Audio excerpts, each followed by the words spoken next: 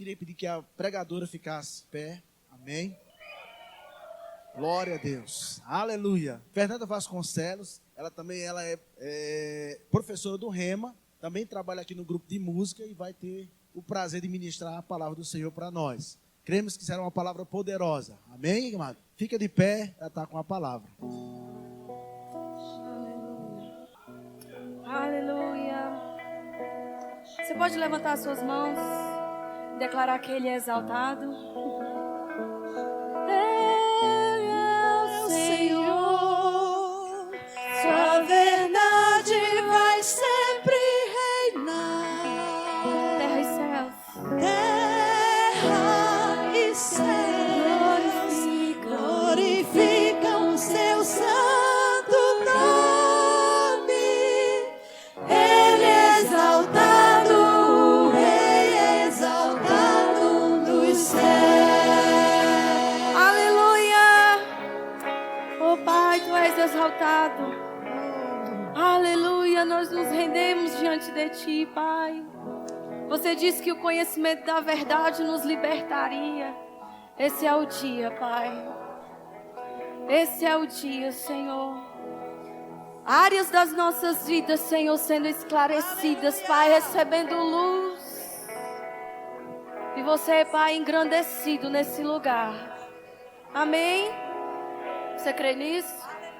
Pode sentar. Aleluia. Vocês estão bem, queridos? Amém. Glória a Deus. Queridos, esse é o momento onde nós tiramos um tempo da nossa semana, do nosso dia, para receber aquilo que Deus tem para falar.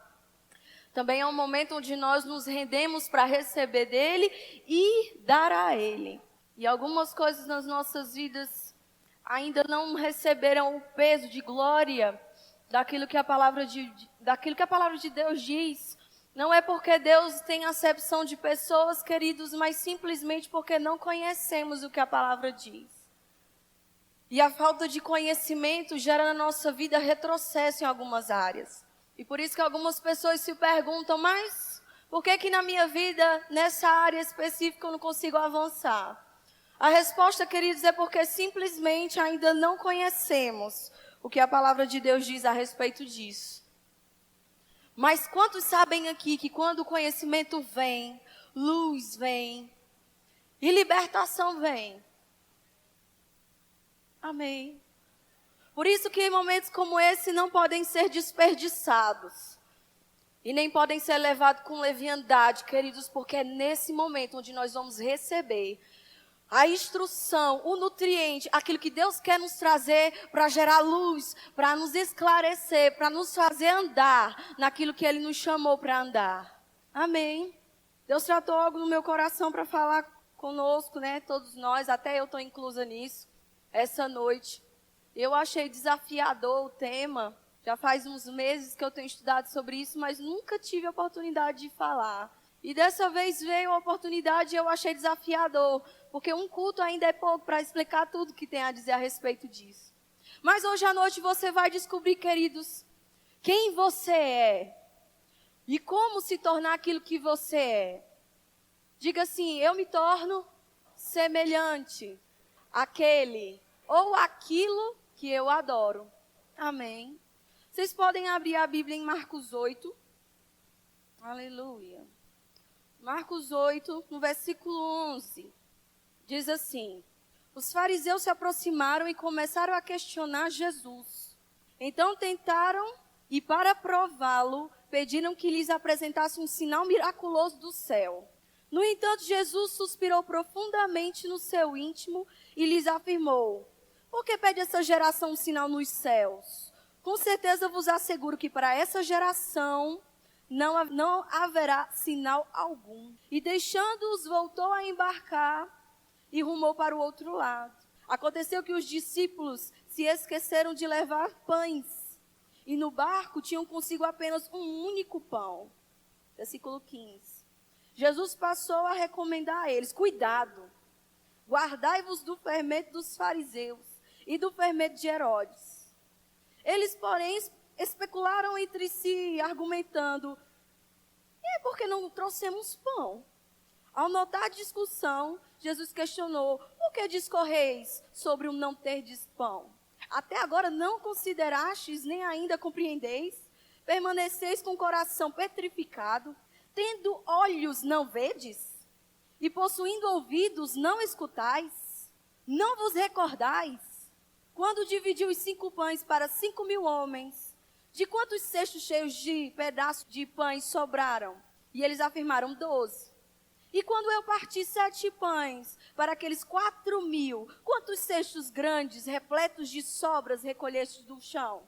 Responderam-lhe 7. Ao que lhes incluiu Jesus: então não compreendeis?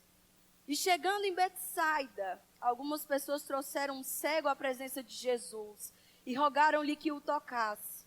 Então ele tomou o cesto pela mão e o conduziu, o cego pela mão, e o conduziu para fora da aldeia. Em seguida, cuspiu nos olhos daquele homem e lhe impôs as mãos e indagou: vês alguma coisa? O homem levanta os olhos e afirma: vejo pessoas, mas elas se parecem árvores caminhando. Mais uma vez, Jesus colocou suas mãos sobre os olhos do homem. E no mesmo instante, diga no mesmo instante, tendo sido completamente restaurado, via com clareza e podia discernir todas as coisas. Então Jesus enviou aquele homem para casa, recomendando-lhe: nem sequer no povoado entres. Jesus e seus discípulos partiram para os povoados na Cesareia de Filipe. No caminho, ele lhes inquiriu: quem dizes às pessoas que eu sou? Ao que lhes informaram: alguns comentam que és João Batista, outros Elias, e ainda há quem afirme que tu és um dos profetas. Então, lhes questionou: mas vós, quem dizeis que eu sou? E asseverando Pedro, declarou: tu és o Cristo. Jesus, por sua vez, lhes recomendou que nada divulgassem a seu respeito. Então passou Jesus naquele momento a ensinar-lhes de que o Filho do Homem fosse vítima de muitos sofrimentos, que era necessário. E seria rejeitado pelos líderes religiosos, pelos chefes dos sacerdotes e pelos mestres da lei. Então fosse assassinado para que depois de 3 dias ressuscitasse. E Jesus falou sobre esse assunto de maneira clara. Mas Pedro, chamando-o em particular, começou a censurá-lo energicamente. Entretanto, Jesus voltou-se, olhou para seus discípulos e repreendeu severamente a Pedro, exclamando: para trás de mim, Satanás, pois não estás pensando na obra de Deus, mas sim nas ambições humanas. Em seguida, convocou Jesus a multidão e os discípulos e declarou: se alguém desejar seguir-me, negue-se a si mesmo, tome a sua cruz e venha após mim. Quem quiser, pois, salvar a sua vida, perdê-la-á. Mas quem perder a sua vida por minha causa e pelo evangelho, salvá-la-á. Amém. Queridos, algumas pessoas conhecem Jesus como aquele que cura e ele cura. Ou aquele que salva e ele salva mesmo. Ele já nos salvou. Mas nesse aspecto aqui eu quero chamar a sua atenção para algo diferente. A Bíblia fala que aqui no início Jesus foi interrogado pelos fariseus, pedindo a eles, e a Bíblia diz que eles fizeram isso como um teste mesmo, perguntando ao Senhor: a gente quer ver um sinal. A gente precisa de um sinal miraculoso para acreditar em você. E Jesus diz: pois vocês não vão receber esse sinal. Existem algumas versões que dizem: geração pecaminosa e incrédula, vocês não vão receber um sinal.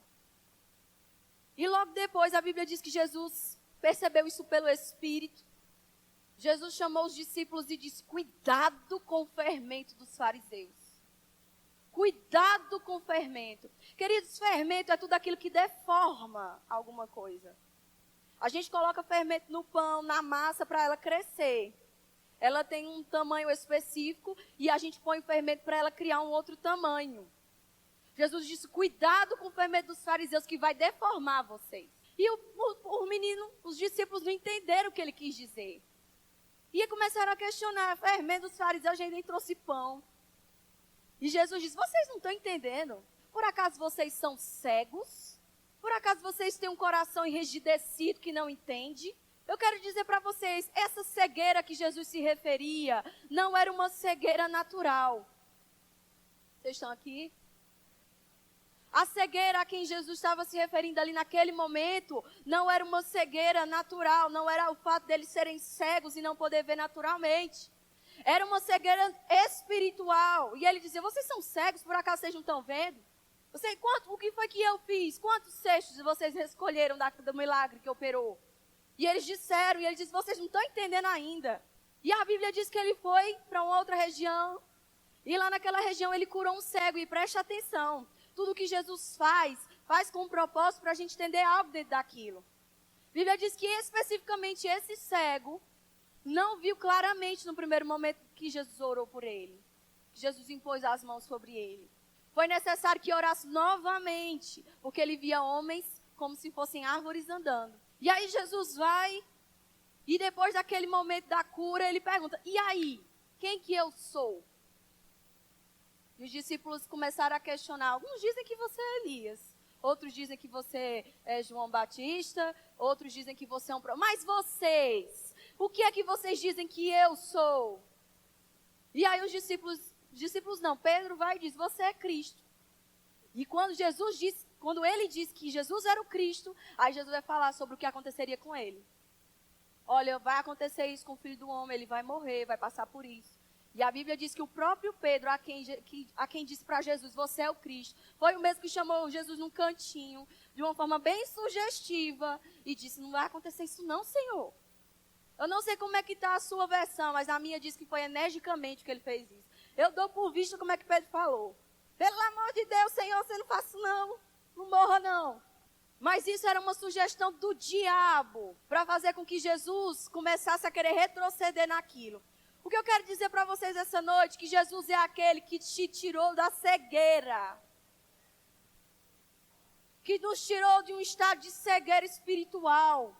E todos nós estávamos nessa realidade porque é um juízo que veio sobre o homem. O juízo que veio porque o homem escolheu não adorar a Deus. E porque não adorou o Senhor, aquele que é o único Deus verdadeiro. A Bíblia diz que chegou um momento que Deus chamou Isaías e disse assim, olha, chegou o tempo. Vai até o povo de Israel e torna esse povo surdo e mudo. E eu fico imaginando, irmãos, de acordo com os relatos de Êxodo, o tanto de gente que era o povo de Israel, como que um homem tornaria todo mundo surdo e mudo? Ele ia ficar botando o dedo nos olhos de um por um. Eu acho que há 10 anos ele ainda não ia conseguir terminar a obra, enfiando o dedo nos olhos. Não era uma cegueira natural, era uma cegueira espiritual. Por quê? Deus estabeleceu um povo e disse, olha, de vocês, de Abraão eu vou fazer uma grande nação, dessa nação vai vir um Messias. Estabeleceu as leis e disse, ninguém aqui vai adorar um Deus que não seja eu. Porque não existe Deus a não ser o Senhor. Mas o povo pecou. A ordenança era clara, não se misturem com o povo de Canaã. Não se misture com os povos que ficarem ao redor. Não se misture com eles. Não casem entre si. Não permaneçam no mesmo ambiente. Saiam. E a Bíblia diz, queridos, que o povo começou a servir aos deuses que estavam ao redor. E as pessoas devem pensar, não, mas Deus é muito temperamental. Que essa monopolização todinha do povo só para ele. Até que a gente para estudar e entender o que é de verdade. Adorar os deuses daquelas épocas lá. A Bíblia diz que o povo de Israel começou a adorar Baal. E a palavra Baal significa Senhor. Cada região tinha um Baal diferente, o Baal deles. E especificamente o povo de Moabe. Eles tinham um Baal, queridos, que os rituais eram sacrificar crianças. Eles queimavam crianças no altar. Vocês estão aqui? Especificamente no povo de Canaã, o Baal deles era um Baal prostituto. Eles acreditavam, queridos, que esse tipo de Deus era o Deus responsável pela fertilidade da terra e pela fertilidade da mulher. Então, nos momentos de culto àquele Deus, eles dormiam entre si. Era um canibalismo, era uma coisa louca. E quando Deus disse, eu repugno isso, queridos, é porque era ridículo aquilo. Sabe como era o tipo de culto que o povo de Israel seguia? Eles se cortavam e deixavam sangue escorrer para ver se conseguiam adquirir daquele Deus misericórdia. E a Bíblia diz que era um sanguinário ali naquele lugar. O povo de Israel se cortando e deixando sangue escorrer. Deus disse, eu não aceito isso no meu povo. E chamou Isaías e disse, Isaías, torna esse povo agora cego, porque a consequência de não adorar a Deus é se tornar semelhante àquele a quem eles adoram. E eles se tornaram pessoas cegas, surdas espiritualmente. Não conseguiam ver com clareza. Fernando, o que é que isso tem a ver com a gente? Queridos, em Apocalipse, no capítulo 2, a Bíblia diz que João teve uma visão a respeito do fim dos tempos e ele disse que o Senhor mandou ele dizer ao povo, às igrejas, e disse, quem tem ouvidos para ouvir, ouça. O que isso quer dizer? Que aqueles que receberam um novo nascimento e agora escutam e veem, ouça o que o Espírito diz às igrejas.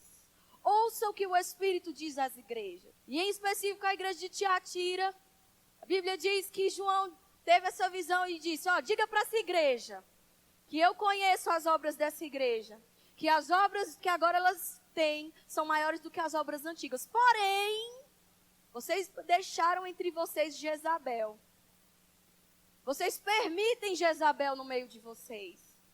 Aquela que faz com que o meu povo se prostitua e coma coisas consagradas a ídolos. E porque ela não se arrependeu, eu vou deixar com que vocês tenham o mesmo fim que ela. Vocês estão aqui, queridos? O livro de Apocalipse nada mais, nada menos é do que as profecias a respeito do momento em que chegaria o fim. E essas cartas que foram escritas às igrejas, queridos, é para nós. Isso não quer dizer que todos se enquadram dentro de todas as cartas, mas haveriam pessoas que iam se enquadrar dentro de cada uma, e Deus deixou aquilo registrado, para que nós víssemos e tomássemos uma posição. O que é idolatria para nós hoje, queridos? Não é mais se prostrar diante de deuses, mas adoramos ao dinheiro, adoramos ao marido e à esposa, adoramos aos filhos, adoramos o secular, adoramos qualquer coisa, aquilo que nós colocamos a nossa expectativa e a nossa vida. E isso nos torna cegos, surdos e mudos naquela área ali. Eu não vim trazer uma palavra que te deixasse arrupiado. Eu vim te eletrizar por dentro. E eu orei, eu disse, Pai, o temor vai ser restaurado nesses dias. Sabe o que foi que aconteceu com Israel por causa do que eles fizeram com os filhos deles? Consagrando a Baal. Eles matavam os seus filhos e queimavam os corpos dos filhos em oferenda a esse Deus. A Bíblia diz que chegou um tempo em Israel que houve uma fome tão grande que a cabeça de um jumento equivalia a 80 moedas. E a fome era tão grande, mas tão grande, que eles estavam comendo seus próprios filhos. Eles se tornaram tão parecidos com Deus a quem eles serviam. Abra comigo em Salmo 106. Aleluia. Glória a Deus. Salmos 106. Salmo 106, versículo 34. Todo o capítulo do Salmo 106 vai falar sobre a forma como Israel pecou contra o Senhor. Mas a partir do versículo 34 é o que eu quero salientar aqui com vocês. Diz, eles também não destruíram os pagãos como o Senhor havia ordenado. Em vez disso, misturaram-se com esses povos e imitaram suas práticas. Prestaram culto aos ídolos, que se tornaram uma armadilha para eles. Chegaram ao ponto de sacrificar seus filhos e suas filhas aos demônios. Derramaram sangue inocente, o sangue de seus próprios filhos e filhas. Sacrificaram os ídolos de Canaã e a terra foi profanada pelo sangue deles. Tornaram-se impuros por meio de seus atos infames. Prostituíram-se com suas más ações. Por tudo isso se inflamou a ira do Senhor contra o seu povo e ele sentiu repugnância de sua herança. Entregou-os nas mãos dos pagãos e os seus adversários dominaram sobre eles. Seus inimigos os oprimiram e os humilharam com o seu poder. Assim ainda ele os tem libertado muitas vezes, embora prosseguissem seus planos de rebelião e afundassem cada vez mais em sua malignidade. Contudo, Deus atentou para o sofrimento deles, quando ouviu o seu clamor, lembrou da sua aliança e arrependeu-se por causa do seu imenso amor leal.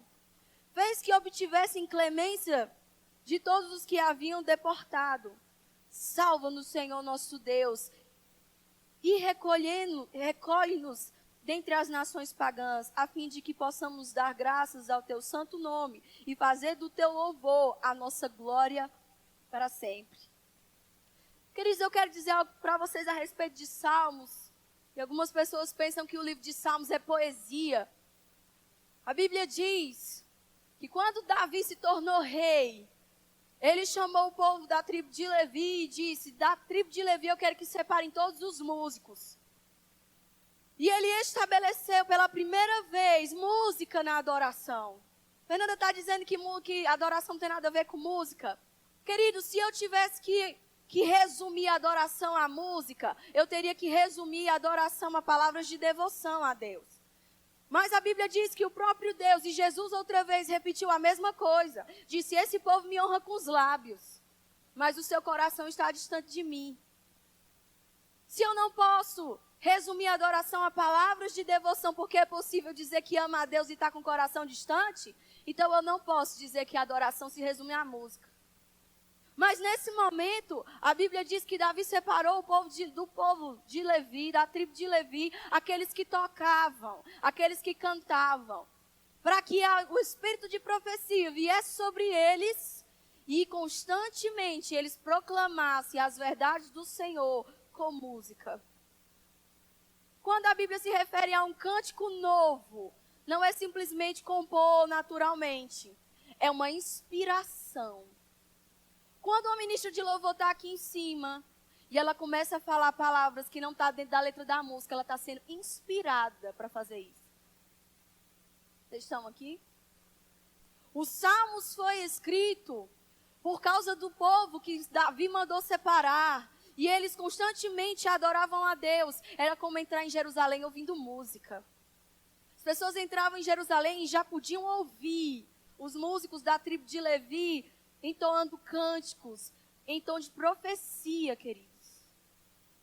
Daí que nasceu os salmos proféticos e os salmos que nós lemos agora, o Salmo 106. Quando ele afirma, o salmista afirma o que aconteceu com o povo de Israel.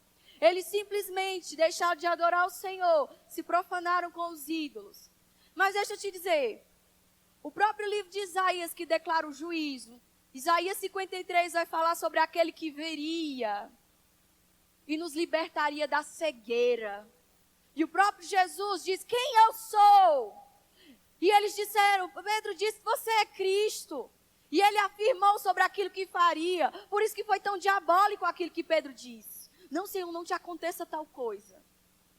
Porque se Jesus não tivesse passado por aquilo que ele passou, nós não poderíamos levantar as nossas mãos e dizer que ele é o Senhor. Porque continuaríamos no estado de cegueira. Continuaríamos no estado de cegueira espiritual. Amém. A Bíblia diz, queridos, que quando Deus tirou o povo da terra do Egito, preste atenção, isso se tipifica a nossa redenção em Cristo Jesus. Eles saíram no meio de um povo idólatra. E eles foram separados. E a Bíblia diz que lá no meio do monte, Deus disse para Moisés: desce porque o povo se corrompeu. Chegou lá embaixo, o povo tinha feito um bezerro de ouro e estava dançando. Logo depois, Moisés sobe no monte. E a Bíblia diz que quando ele desce com o rosto resplandecendo, queridos. Enquanto o povo de Israel estava adorando um bezerro, Moisés estava se prostrando diante daquele que é.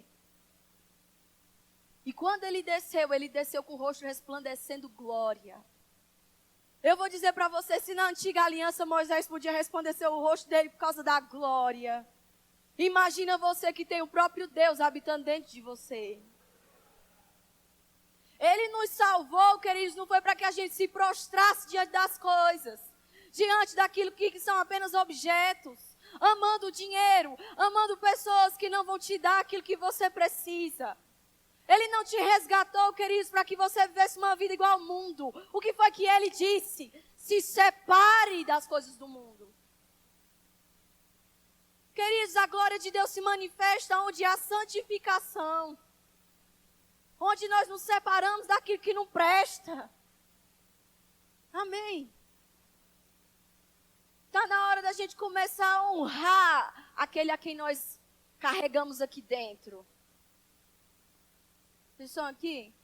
Porque dizer que louva o Senhor e tem atitudes parecidas com o mundo, que herdam essas características do diabo, elas não nos caracterizam como filhos, queridos.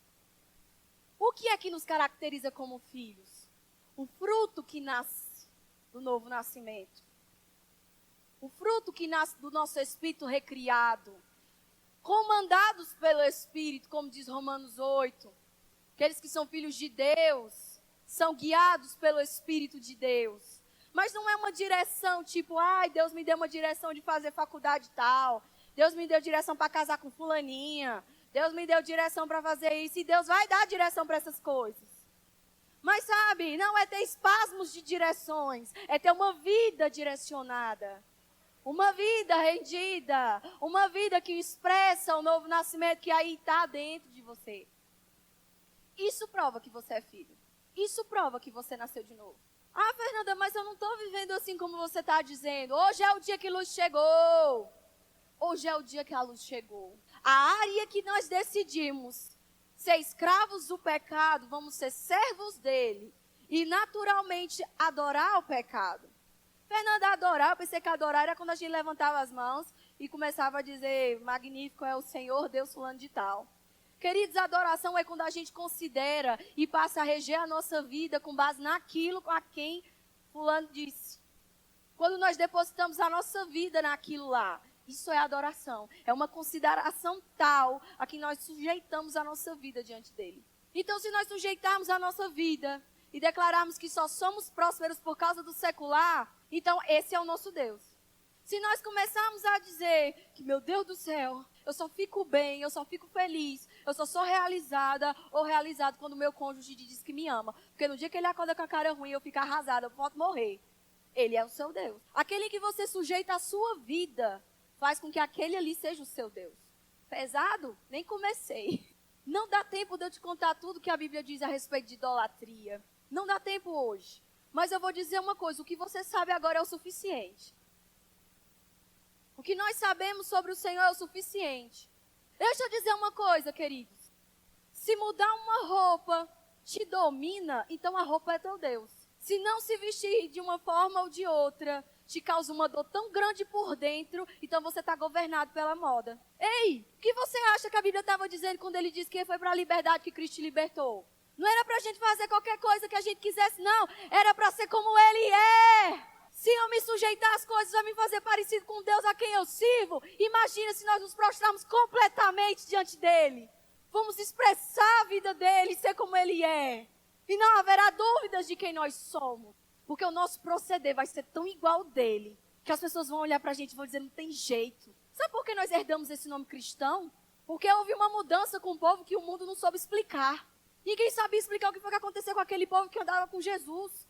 Eles se tornaram tão parecidos com ele que deu como sobrenome o legado do Salvador. Esse povo são os cristãos.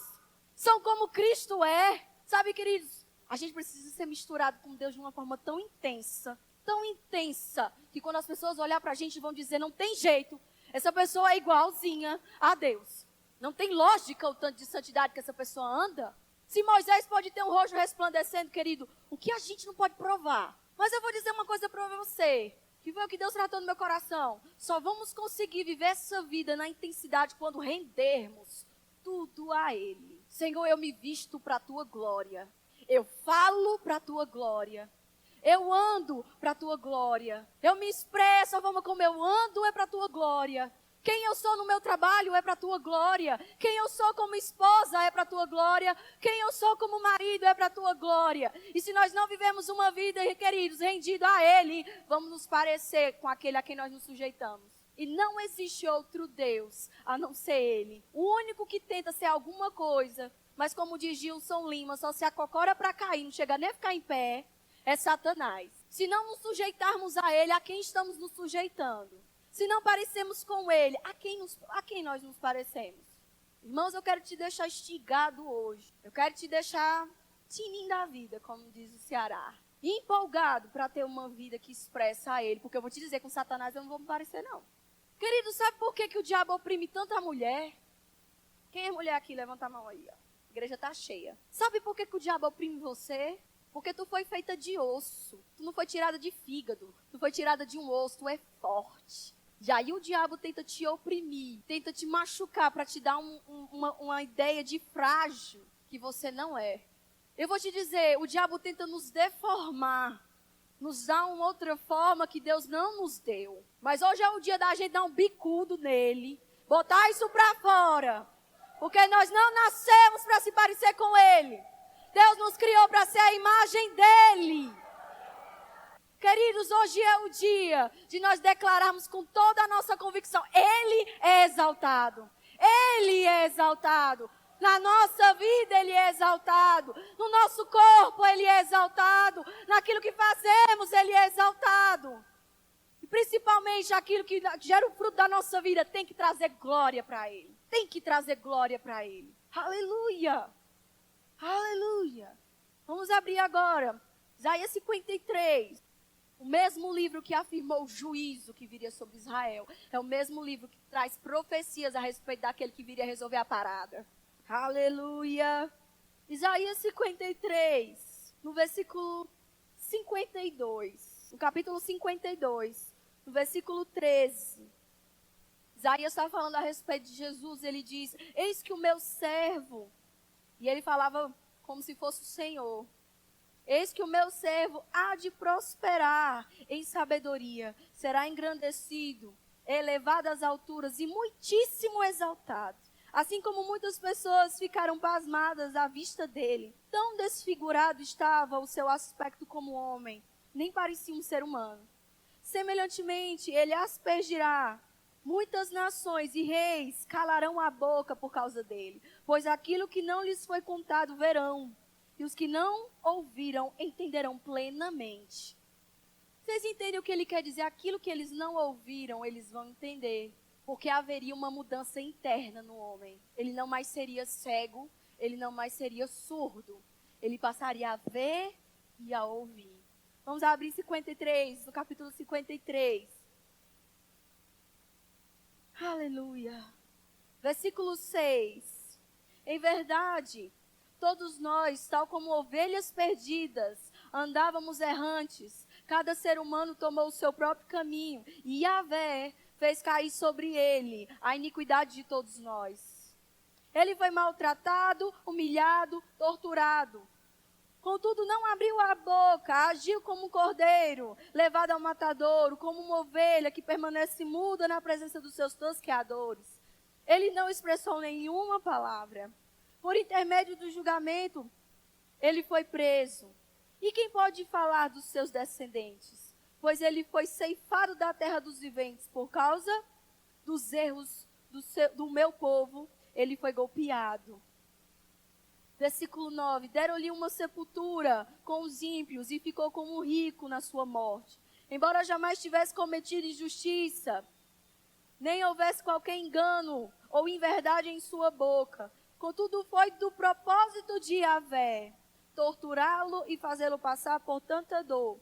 E embora o Senhor o tenha feito como oferta pelo pecado da humanidade, ele verá a sua prosperidade, prolongará os seus dias para sempre e a vontade de Yahvé prosperará em suas mãos.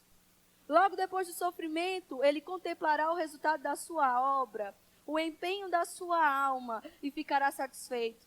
Mediante a sua sabedoria, o meu servo, o justo, justificará a muitos e tomará sobre si mesmo as más obras dos seres humanos. Por esse motivo, eu lhes darei uma porção generosa entre os grandes, e ele dividirá os despojos entre as multidões. Portanto, ele derramou a sua própria vida até a morte, e foi contado entre os criminosos. Portanto, ele levou sobre si o pecado de muitos, e pelas transgressões intercedeu. O mesmo livro que afirma o julgamento de Israel, o julgamento de toda a humanidade e a consequência irônica. Porque, queridos, que coisa mais sugestiva é? Está querendo adorar outro Deus além do Senhor? Pois pronto, seu fim é ser como ele. A Bíblia diz que o mesmo livro que fala sobre a consequência, fala a respeito daquele que viria nos resgatar. Queridos, nada mais justo do que nos rendermos a essa realidade. Porque não vamos conseguir viver uma vida plena nessa terra sem considerar aquilo que Deus diz. Vocês estão aqui? Se não pararmos para considerar aquilo que Deus diz, vamos viver tacando a cabeça na parede. E nos perguntando e perguntando aos outros, e perguntando a Deus, e perguntando a todo mundo o que acontece comigo. Por que eu passo por essas situações? Por que eu não consigo romper nessas áreas? Porque quando nós nos sujeitamos a alguma coisa, nos tornamos servos daquilo, aquilo se torna um Deus na nossa vida. Algumas pessoas se veem presas em pecados e se perguntam por que eu não consigo sair disso. Porque a sua sujeição àquela área ali te tornou escravo dela. E a escravidão te fez como se tu estivesse no estado de adoração àquilo. Mas deixa eu te dizer, eu estou vindo aqui não é para te condenar. Eu vim aqui para te dizer que Jesus veio resolver esse problema todinho. Jesus veio resolver esse problema todinho. Sabe que um sentimento de vingança tem que se levantar de dentro de você essa noite. Vingança, Fernanda? É vingança. Diabo, você me paga. Sabe qual é o problema? A gente fica muito passivo diante das circunstâncias. Mas hoje é o dia da gente se levantar e dizer, diabo, você me paga pelo tempo de perdição que eu tive. Você está ficando com medo, querido? Você está com a carinha assim meio para mim? Acho que eu estou assustando vocês. É não, queridos, é porque eu tenho raiva do diabo mesmo. Mexeu com a mulher errada, entende? O diabo sabe que no dia que você descobrir quem você é, ele está frito. No dia que você descobrir quem ele é, quem você é nele, ele está frito. E ele tenta te colocar como sujeição mesmo. E não se sinta lisonjeado por isso, porque Jesus também foi tentado. Ou vocês se esqueceram que o Espírito do Senhor guiou Jesus ao deserto para ser tentado pelo diabo. E lá o diabo disse, se você se prostrar e me adorar. Ó a audácia do sujeito. Chegou para Jesus e disse, se você se prostrar e me adorar, eu te dou todas as nações.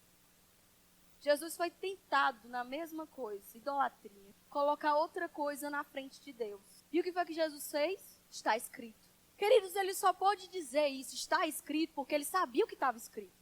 Isso não é uma revelação. Ele só pode dizer que estava escrito, porque ele sabia que estava escrito. Se ele não soubesse que estava escrito, ele não ia dizer que estava escrito. Por que a gente treme as bases diante dessas coisas? Porque a gente não sabe o que está escrito. Mas quando a gente descobre o que está escrito, meu filho, é demônio correndo para tudo quanto é lado.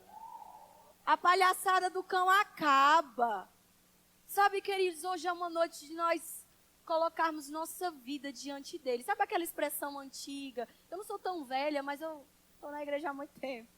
Tinha uma expressão antiga que era colocar nossa vida no altar.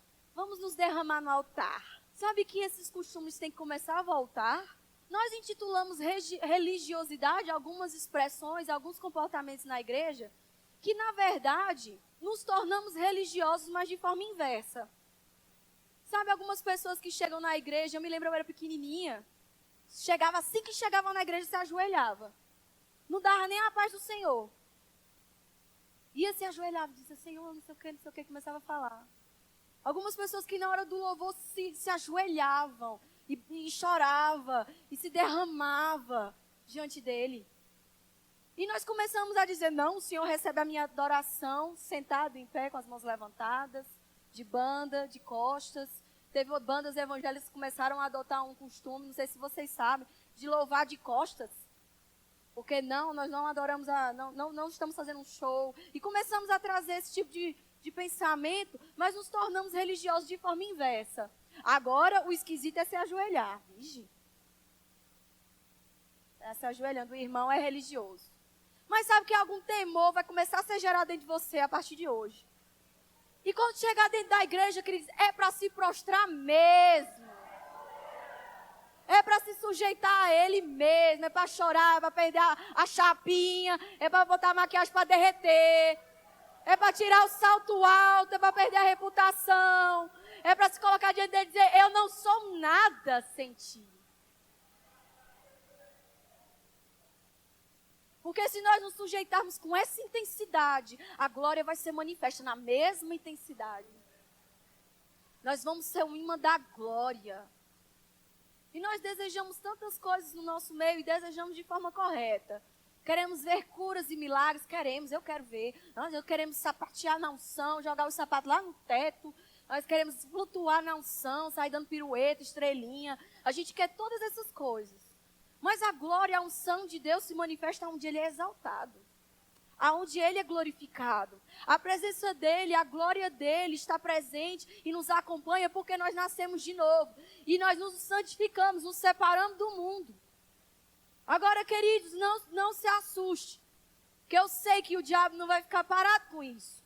E é por isso que em Apocalipse 2 diz, olha, o problema de vocês é que vocês deixaram que Jezabel ficasse no meio de vocês. Mas eu vou dizer para você, eu estou a fim de botar Jezabel para correr. Entende? Não se sinta lisonjeado ou lisonjeada ou diferente ou ET da sociedade, porque você é tentado em algumas coisas. Porque às vezes o secular, o dia a dia te deixa num estado de frieza espiritual. Todos nós passamos por isso. Mas eu vou te dizer, aonde estiver o seu coração, aonde estiver os seus pensamentos, aonde estiver o amor da sua vida, ali está o teu tesouro. Você pode estar dentro do seu trabalho e ali você glorificar a Deus. Porque lá em João, no capítulo 4, vai contar a história de Jesus falando com a mulher samaritana, queridos. E ele diz que não seria mais nem um monte nem outro, porque a adoração agora viria em espírito.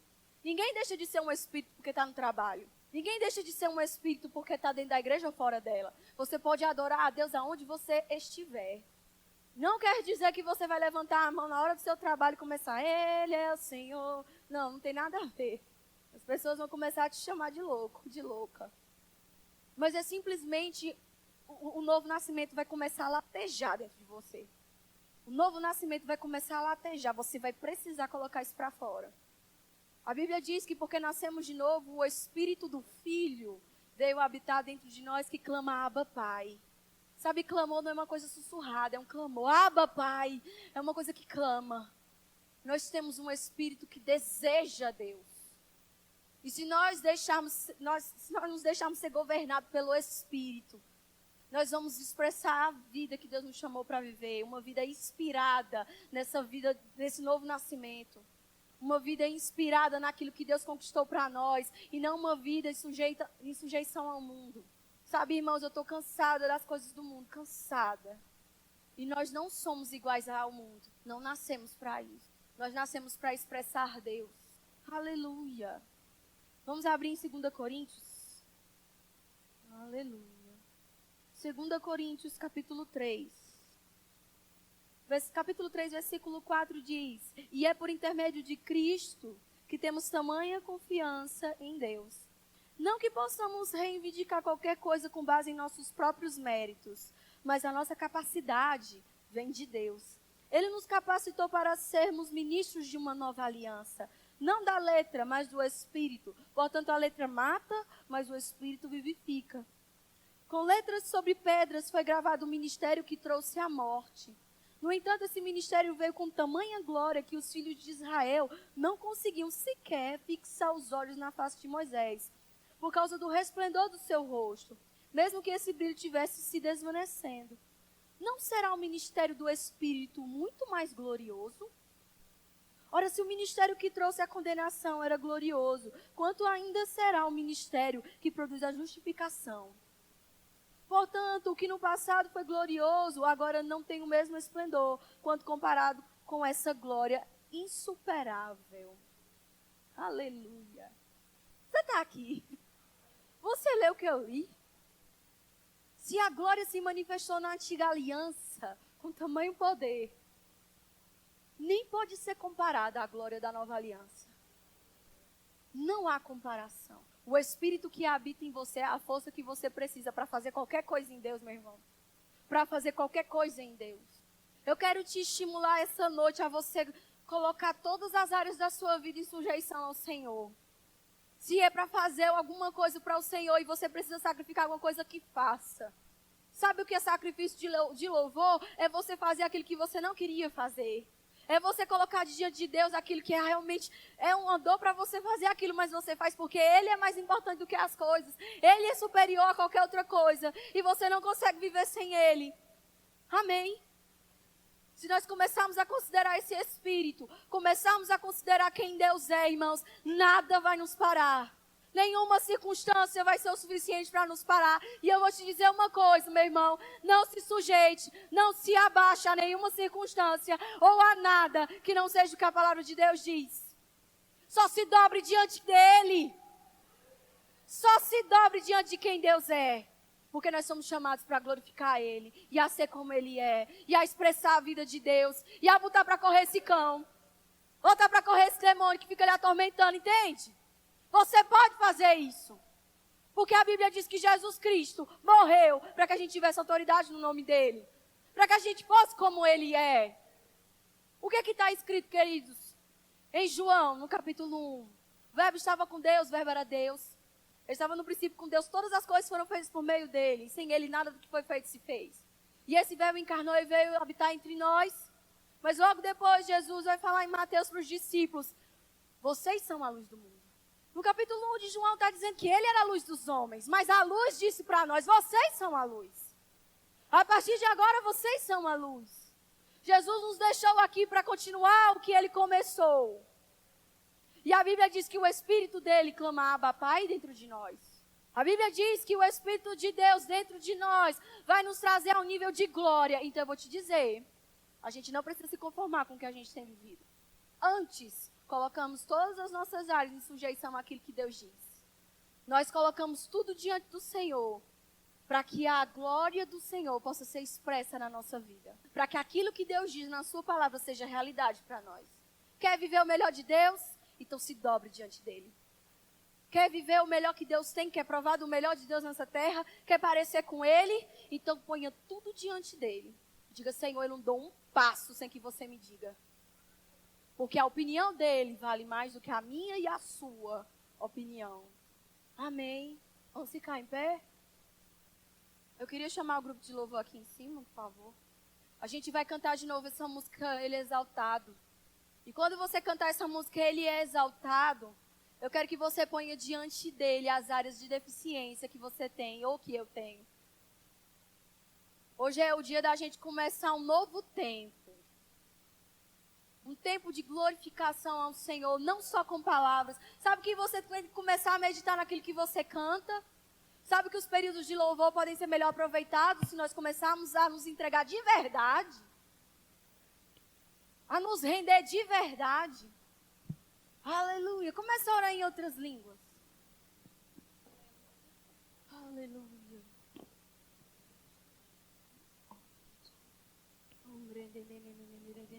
Levanta suas mãos. Comece a honrar o Senhor com palavras. Não palavras vãs, mas as palavras que saem do seu coração. Ele é exaltado. Ele é exaltado. Ele é exaltado. Ele é engrandecido.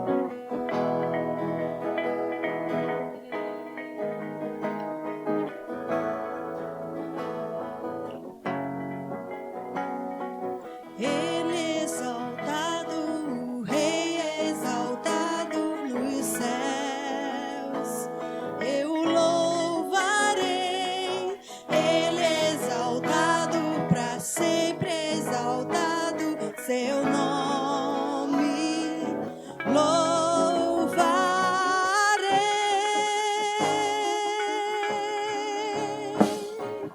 Ele é o Senhor, sua verdade vai sempre reinar. Terra e céus glorificam seu santo nome. Ele é exaltado, o Rei é exaltado nos céus.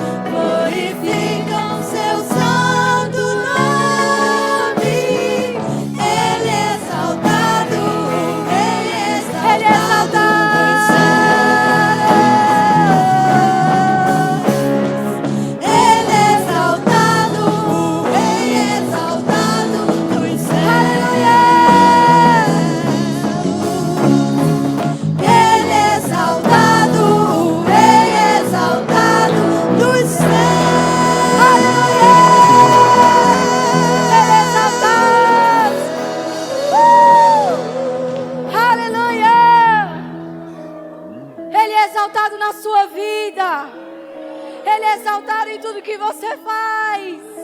Ele é o seu Deus. Diga, Ele é o meu Deus. Ele é o meu Senhor. Aleluia. Aleluia. Queridos, essa é a sua vida. E essa vida está nele. Na exaltação ao nome dele. Terra e céus glorifiquem o nome dele. Aleluia. Aleluia. Aleluia. Aleluia. Ele é exaltado. Ele é exaltado. Ele é exaltado.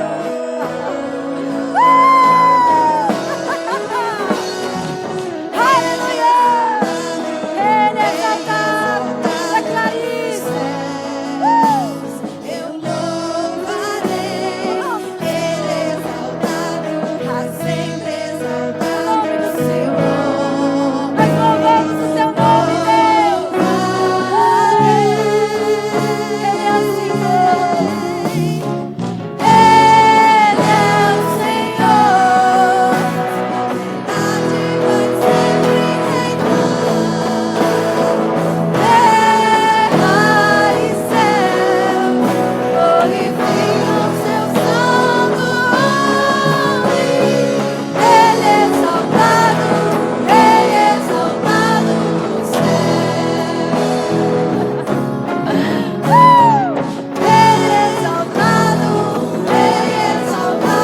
nos céus.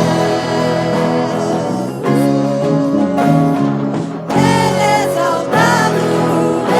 exaltado nos céus. Aleluia. Aleluia. Nunca mais você vai viver os dias de louvor normal. Nunca mais o momento do louvor vai ser desapercebido. É o momento de nós glorificarmos aquele que é. Amém? Você pode se sentar?